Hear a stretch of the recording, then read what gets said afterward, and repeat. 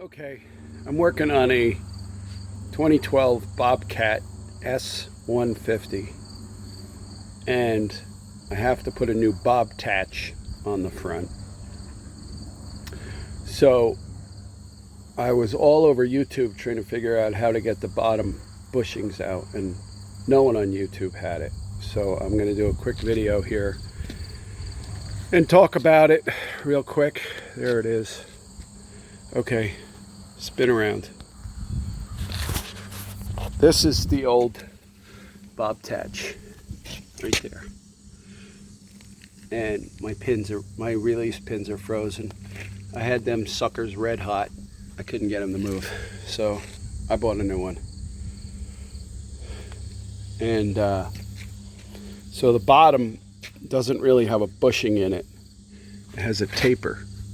You can see the cone-shaped taper. Okay, and somewhere around here I have, here it is. This is the pin that holds it in. Now I read on the internet, so this slides through like this and tightens up in there. Tightens up in there once you put the bolt on it.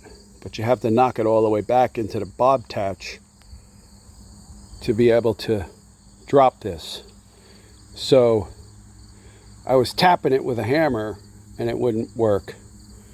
So I read on the internet that if you take the grease fitting out, obviously a lot of grease came out when I started hammering it with a sledgehammer. So I used the bolts that were in it. I backed them out about an inch, and from this side, this one was stuck, and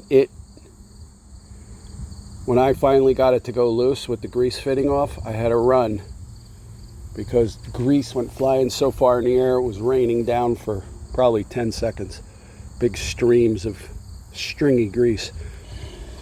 So I knocked them out as far as I could with the bolts that hold the bucket on, that hold the Bobtatch on. So then I couldn't get it all the way out. So I was looking for a bigger bolt in my shop, and I found these spring compressor bolts with the same thread. And they were already loose, so I just screwed them in and just tapped them with a hammer.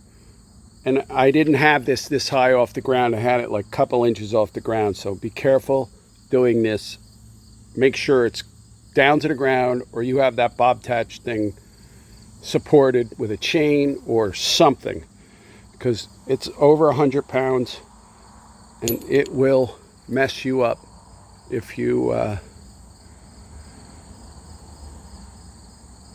don't have it supported. So I put it close to the ground and I just whacked them the rest of the way out, and they fell out and the whole thing came off. See, this was sealed. And then I was looking in this side over here going, how do I get this loose? And I didn't even know it had tapered pins in here.